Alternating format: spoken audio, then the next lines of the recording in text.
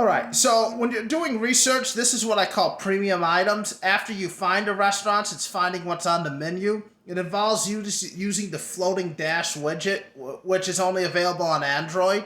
I do recommend finding a way to get on Android eventually. The floating dash widget is a very valuable tool to be using. I also, if you don't, you can use a third-party tool to get you the subtotal, but it has the drawback that one day it may not work. And it also doesn't, I don't think it tells you what's in what's being ordered. And I think that's important as well. So we're going to go back to Denver where I was researching. We'll start with Sdk Steakhouse. I'm actually familiar with them because they're in Chicago too. I think they're all over the country. They have expensive items. And I love it when customers order. Like a side of lobster mac and cheese is $31. But let's go get into, there's that game day package for $69. But let's get into the heart of it, the steak. Fillet, $53, $48. You can see we're going up in price. $82 for the bone-in fillet. What I usually do is I remember like the ounces. As you see, $92, $100, $157 item. I usually go by the ounces to kind of remember. It gets more expensive. A ribeye is more expensive. You'll learn that. But you see, all I have to do is see two items and know it's dinner for two. We're getting pretty close to 100 if it's two of these premium items. There's even specific dinners for two as well. There's home-cooked meals. But basically, once I start seeing two, or especially if I can see three of these premium items, I know we're getting past $140.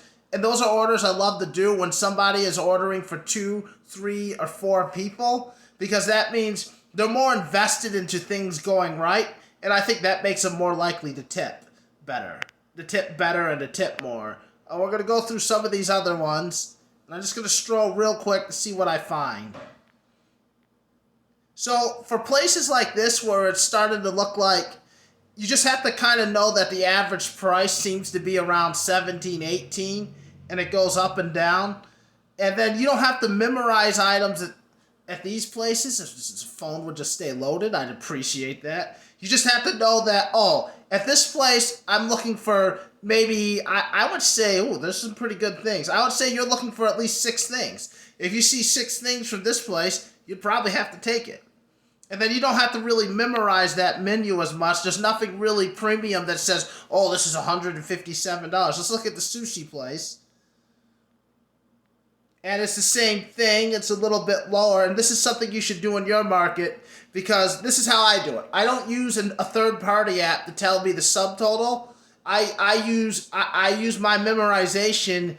And then what I do is I even take the time when I'm waiting for the order. I go on this website and I get the price of everything that's being ordered. So this way I know for sure how much in food. So I know what should happen. I have an expectation on every order, and it's based on 15% of what they paid for. And even if DoorDash doesn't want to tell me, I'm gonna find out one way or another. I'm not gonna be the person that says, "Oh, woe is me! They're not making it easy on me." I'm gonna do the work, and I'm gonna find out. Let's see. I'm betting this place has something expensive. St. Louis ribs. They have some interesting things. They have some family meals. Family meals also make it easy because it says package or family meal, and then you just have to be on the lookout. This is a different market, but basically, I would just know that if I saw 3 or 4, it seems like $30 for like the main entrees, so I'd be looking for 3 or 4 of those as well from this restaurant. Chop House, those are usually a little bit more than your smokehouse, because this is past barbecue. And yep, I see a filet mignon for $50. Couple of those, you have a $100 order. A couple sides, then you're at like $120, $130. I mean, this is just things you need to know. Let's get past these sides and get to the where the actual meal is. Salmon's $38, crab cakes, pork chops. We got some short ribs at $46, and now we got the signature steaks. This is what I love. This is what I love delivering. $50, $40, $50. Oh yeah, Porterhouse, $62. That's what I want to deliver. I want to deliver 2 of those. two of those to somebody? Because I know I'm delivering something really good, and then I just find that you have a better chance of being paid more for those orders a lot of times. People, if you're going to invest that much money into it, you're going to want things to go right. Let's see. Let's just go through a couple more of these. I see. That thing, the hook. Seafood. Remember seafood. A pound of the line. $111. Seafood. Look for like a pound of crab. $226 item. There's a place in my area. I've delivered a $226 item. I delivered a tower of seafood. It's like $300 for one item. It's out there. Just, that's another reason why I say memorize premium items. Like, if there's a $200 item in your area, you should know about it. You should know about it. It might only come up one time a year, but that one time a year could be the time you get a great tip. And I'll just finish off on Ocean Prime here. And now there's things I don't know. I don't know how often these things are being ordered in your market. These are things you're going to have to find out by delivering. And this is another place. I've worked with Ocean Prime in Chicago and in other cities. They have premium items. I saw 59.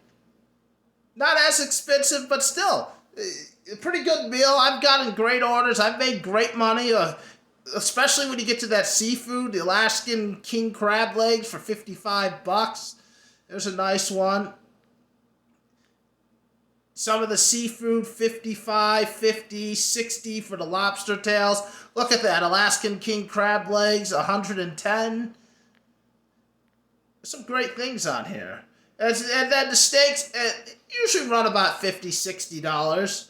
Once you start knowing your menus and you can look at them, and then you can tell yourself, this is how much I think it is. This is how many people they're ordering for. And I think those are the two primary factors that whenever somebody orders for two or more people, I think you're more likely to get a tip. Whenever somebody is ordering a premium item, at least one premium item, you're more likely to get a tip. I'm not saying they're not going to tip you, but I hate it when I go to these restaurants and somebody orders 7 sides. I get a little nervous that maybe they're not going to be, maybe they just ran out of money. That's not always true, but I'm looking at the guys ordering the premium item, and I'm just saying that I want to do that order first. If I had to choose between the two, I'm going to choose that one. All right, so that's just a little more into my thought process of things I do. Now, you don't have to do all of this or any of this. It's not guaranteed, and it's more work on you. But I think it pays off. I think the more you put into this, the more you're going to get out of this. The more you understand your customers, the more you understand what's on the menu, and especially what's being ordered. Because you'll find that orders can get to be very similar, and restaurants, and you start to understand, well, people like to order these items, the steak from this place or the seafood from this place, and you see how often it happens and things like that, and it gives you an idea of where you need to be each night to make some good money. All right, well, good luck out there, and thanks for watching.